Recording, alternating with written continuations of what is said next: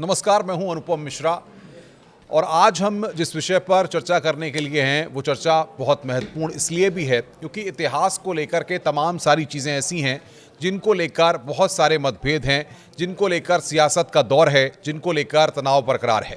दरअसल एनसीईआरटी की किताबों में जिस तरीके से मुगल इतिहास को बदलने के लिए तमाम पाठ्यक्रमों में बदलाव किया गया, उसके बाद हंगामा बरपा हुआ है।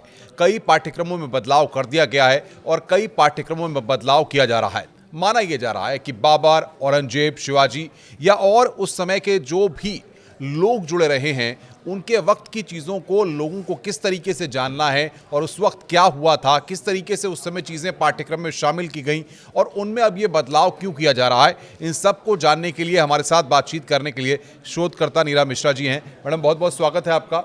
नमस्कार। ये एकाएक एनसीईआरटी की किताबों में पिछले 1.5 साल से हम देख रहे हैं कुछ पाठ्यक्रमों को हटाया जा रहा है, कुछ को जोड़ा जा रहा है, मुगल शासकों के इतिहास को लेकर के सवाल खड़े किए जा रहे हैं।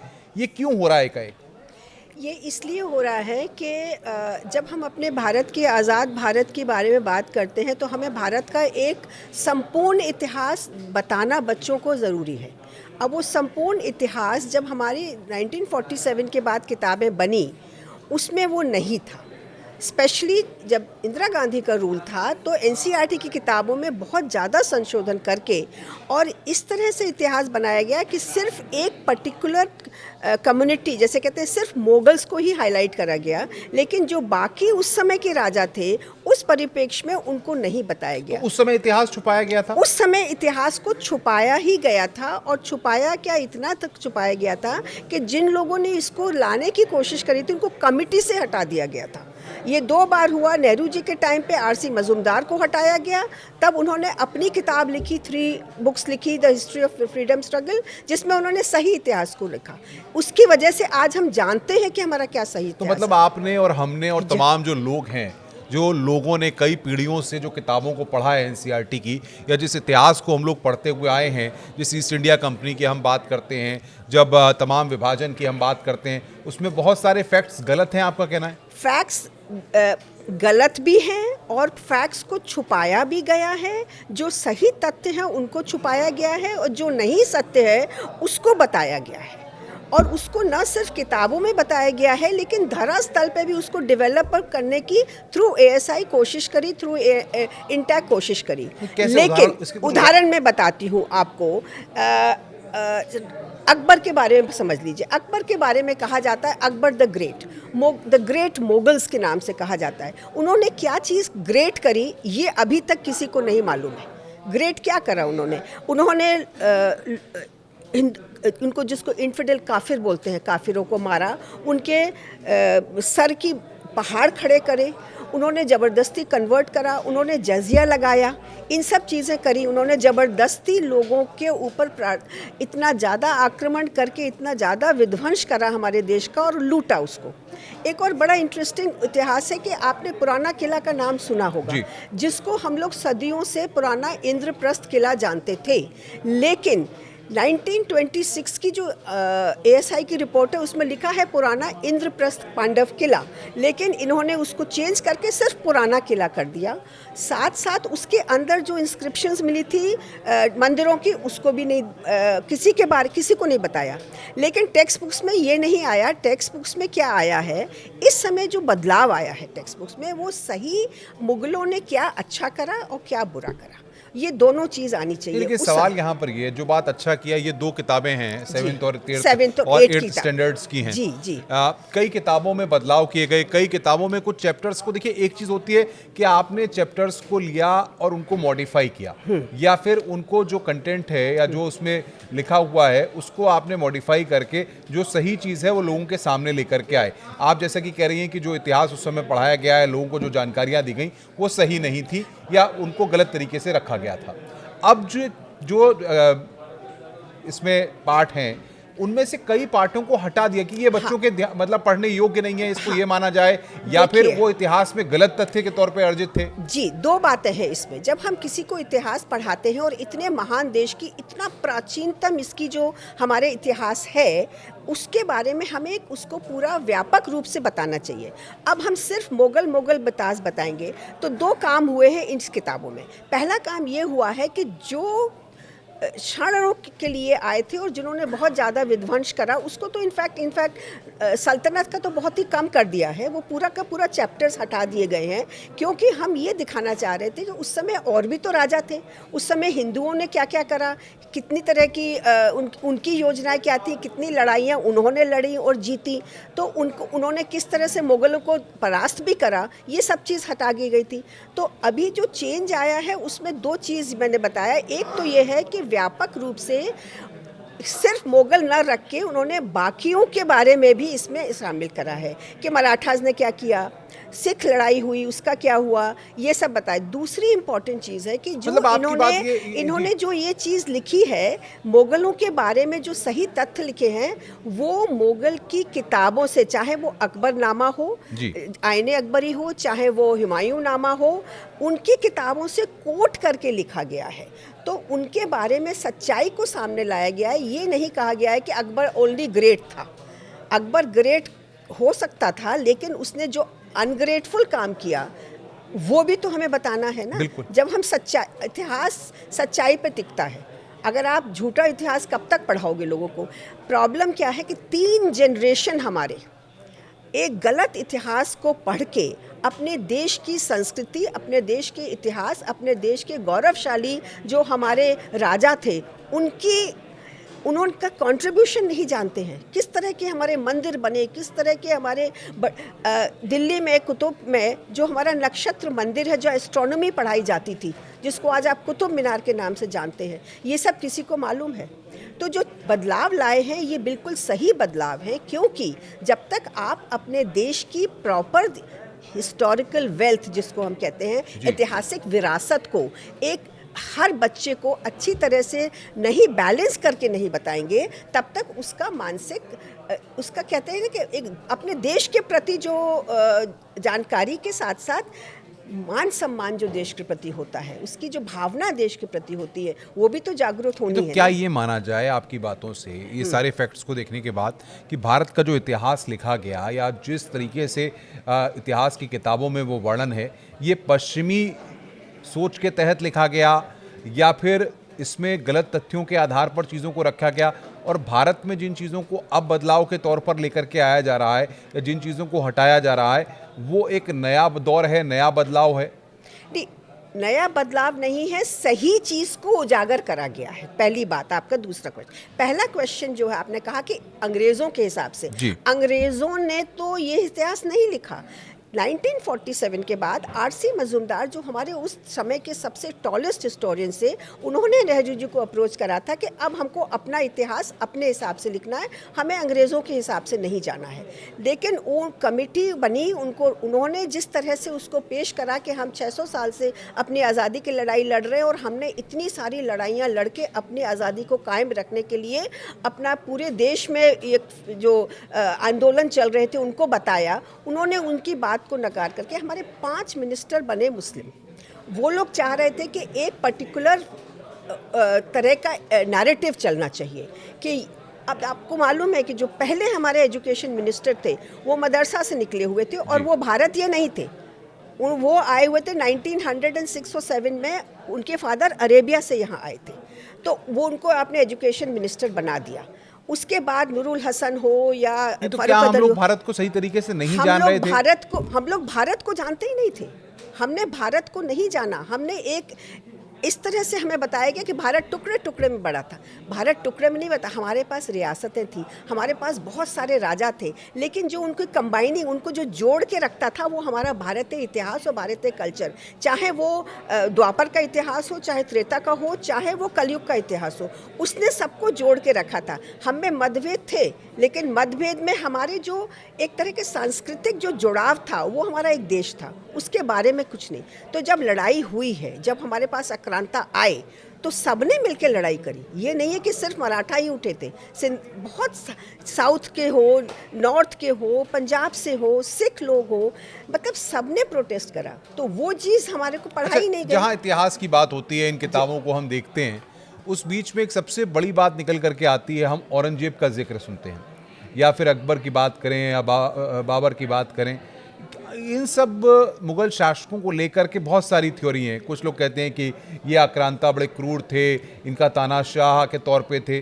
क्या इतिहास में इन सब के बारे में जो वर्णन किए गए हैं वो वर्णन सही तरीके से बिल्कुल हमारी किताबों में अभी तक उसको बताया नहीं गया था, लेकिन इस नई किताब में उनकी ही किताब से अकबरनामा और आईने अकबरी और हुमायूं नामा, इसमें से एक्सट्रैक्ट्स निकाले हैं, क्योंकि उन्होंने अपने इतिहास, देखिए कोर्ट हिस्टोरियन का जो पीरियड शुरू हुआ था वो मुगल से ही शुरू हुआ था। वो अपना एक कोर्ट हिस्टोरियन रखते थे और वो उसको बोलते थे कि ये लिखना है, तो ये लिखना है, तो वो ही लिखते थे, दिखाते थे कि हमने देखो अपने काफिरों के ऊपर किस तरह से राज करा, कैसे उनको विध्वंस करा और आज हम मालिक हैं।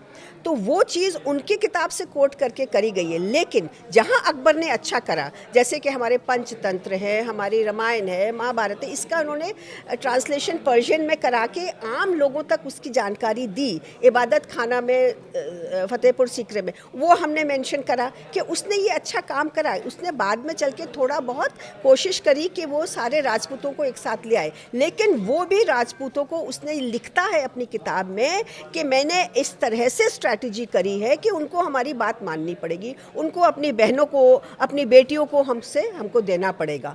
और चित्तौड़गढ़ की कहानी तो सभी जानते हैं कि चित्तौड़गढ़ में तो उसने 30,000 लोगों का जान से मारा, और खुद लिखता है कि मैंने 30,000 काफिरों को ख़त्म करा और मैंने जगह जगह उनके सिर के वो उन्होंने पहाड़ बनाए।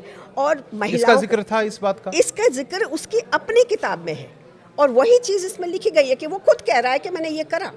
तो जब वो खुद कह रहा है कि मैंने ये करा, तो लोगों को जानना चाहिए। लेकिन पहले लोग नहीं जानते थे इनके पहले नहीं जानते थे, क्योंकि पहले ये सब चीज़ें, मैं आपको बताऊं कि एक मैंने आरसी मजूमदार की बात बताई, दूसरी बार 70s में जब इंदिरा गांधी का दौर आया, इंदिरा गांधी ने डिलिबरेटली एनसीईआरटी किताबों से कहीं कहीं ये लिखा था कि औरंगजेब ने ये मंदिर तोड़ा, काशी तोड़ा, ये वाला मंदिर मथुरा का तोड़ा, वो सब हटवा दिया गया था इंदिरा गांधी के कहने पे। और जिस तो मतलब ये माना जाए कि पाठ्यक्रम में क्या होना है क्या नहीं होना है, ये पॉलिटिकल डिसीजन होते हैं, सियासी तौर पे इसको थोपा जाता है, सियासी तौर पे थोपा जाता है। लेकिन आज के दौर में हमारा जो युवा है वो बहुत जागरूक है। आज के दौर में सोशल मीडिया है, उसको सही बात सोशल मीडिया से मालूम पड़ सकती है, उसको सही बात आज की जो किताबें जो पब्लिश हुई, जो हमसे छुपाई गई, जैसे आरसी मजूमदार की किताब पाठ्यक्रम में नहीं रखी गई।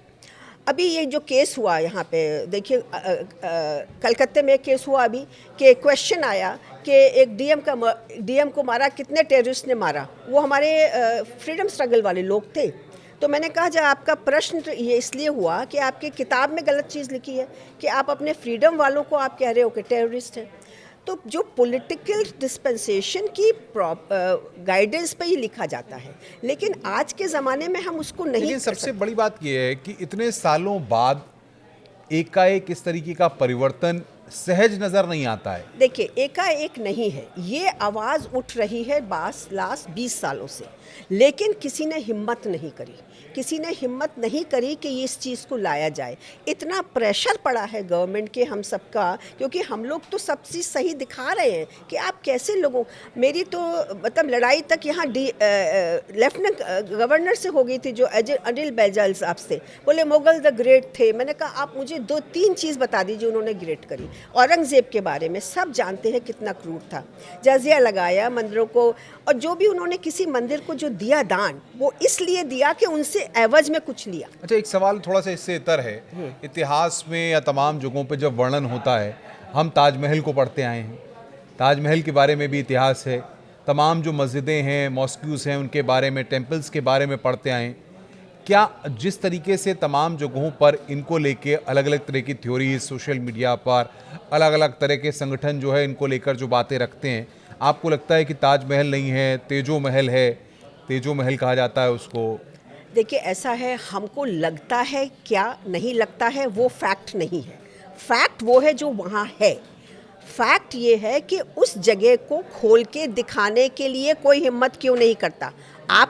आप कहते हैं कि ये इनकी मज़ार है यहाँ पे, ठीक है। पहली बात तो किसी भी मुस्लिम की, आप अरब देश में चले जाइए, पूरे जब जाइए, मज़ार कभी भी उसकी धरती के ऊपर नहीं रहती है। तो ये भारत ही एक देश है जहाँ पे ये मज़ार ऊपर बना लेते हैं, ठीक है, आप बनाते हैं, हमें कोई टेंशन नहीं है।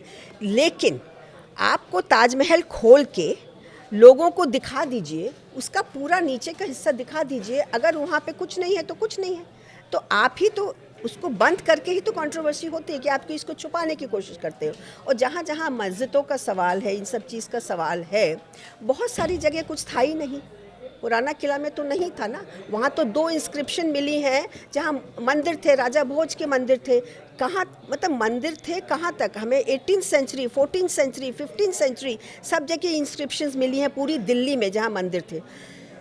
जो कुतुब मीनार में जो हमारा एस्ट्रोनॉमिकल, वो एक्चुअली एक तरह की इंस्टीट्यूट था जहाँ पे एस्ट्रोनॉमी सिखाई जाती थी, क्योंकि हमारे जो पूर्वज थे वो जो भी तिथि लिखते थे वो एस्ट्रोनॉमिकल डेटिंग पे लिखते अच्छा, लेकिन बात यहाँ पर ये कि अगर हम देखें कि तमाम लोग, चाहे आज किसी भी फील्ड में हो, मीडिया में हो, एजुकेशन में हो, कैमरा, तमाम टेक्नोलॉजीज़ हैं, अलग अलग चीज़ें हैं, इनमें जो लोग हैं जुड़े हुए हैं या ये हैं जो उन्होंने अपने बचपन में 6th 7th 8th 9th में जो हिस्ट्री पढ़ी या जिन चीज़ों को जाना, और जिन टीचर्स ने उनको पढ़ के एक बहुत लार्ज वर्क को, या फिर एक कहा जाए कि एक पूरी जनरेशन को, 3 जनरेशन को वो चीज़ें दी, तो वो तो कहीं ना कहीं एक ब्रांड बन गया। डिस्टर्ब होगा ना। अब आपको सडनली आप 21 साल के हो गए, 22 साल के हो गए, और आपको ये मालूम पड़ा कि जहाँ मैं खड़ा हूँ या जिस फैमिली के साथ मैं रहता हूँ ये तो मेरे असली माँ बाप नहीं है, इन्होंने तो मुझे गोद लिया था। आपके ऊपर क्या बीतेगी? वही हिस्सा हो रहा है कि हमने 4000 साल का इतिहास छुपाया, हमने 300, 250, 500 साल का इतिहास को हज़ारों पन्नों में बताया, और अंग्रेज़ों का 90 साल का इतिहास भी हमने 300-400 पेजों में बताया। लेकिन जो असली 4000 साल का इतिहास था उसके साथ साथ वो जो 600, तो फिर इस पर सियासत क्यों हो रही है? सियासत देखिए क्या है ना, पॉलिटिक्स वालों को एक पॉइंट चाहिए कोई चीज़ को उछालने के लिए।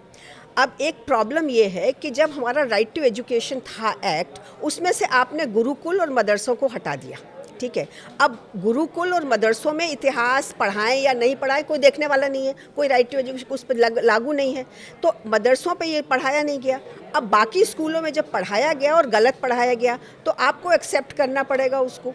असली प्रॉब्लम ये है कि पॉलिटिक्स में मुद्दे चाहिए, और मुद्दे जब तक आप तथ्य पे जा रहे हैं तो आपको मुद्दों से डरना नहीं चाहिए, आपको उसको फेस करना चाहिए। आप जो कह रहे हो इस किताब में, आप जो कह रहे हो, हम अपने मन से कुछ नहीं कह रहे, हम कह रहे हैं जो मुग़ल लिख के गए, हम कह रहे हैं जो अंग्रेज़ लिख के गए, हम कह रहे हैं जो उस समय के जो भी राजा थे उनकी किताबों में जो लिखा है हम उसको रिप्रोड्यूस कर रहे हैं।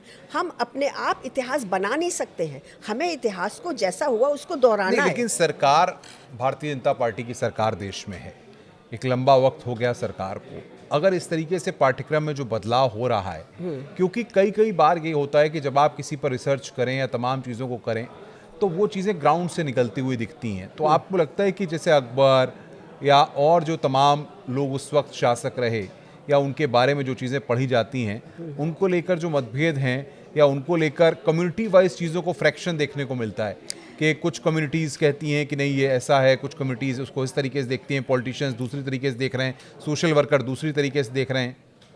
एक्चुअली क्या है, हमारे यहाँ बहुत बड़े बड़े जो ऐसे पॉलिटिकल डिसीजंस हुए हैं जिसको हमारी एजुकेशन प्रणाली को गलत करा है। एक तो जैसे आप अभी जो हम बात कर रहे हैं कि टेक्स्ट बुक्स में जो जिस तरह से पॉलिटिकल हिसाब से थोपा गया, ठीक है ना, और इंदिरा गांधी ने भी करा था, बिकॉज उनका एक था कि एक पर्टिकुलर अपीजमेंट करना है, और पार्टीशन के बाद भी नेहरू जी को भी एक तरह का पर्टिकुलर अपीजमेंट करना था, लेकिन हमें किसी को अपीजमेंट नहीं करना। दूसरी बात ये हुई कि जब राजीव गांधी ने 18 बना दिया, फ्रॉम 21 to 18, तो बच्चे एकदम से 18 के बाद पॉलिटिक्स में आ गए, तो वो एक फैलाव जो हुआ, पॉलिटिकल माइंडसेट जो डेवलप हुआ, एजिटेटिव माइंडसेट जो बना, रादर देन कॉन्सेंट्रेट के हम अपने पढ़ाई में बांध गए, इसमें आ गया।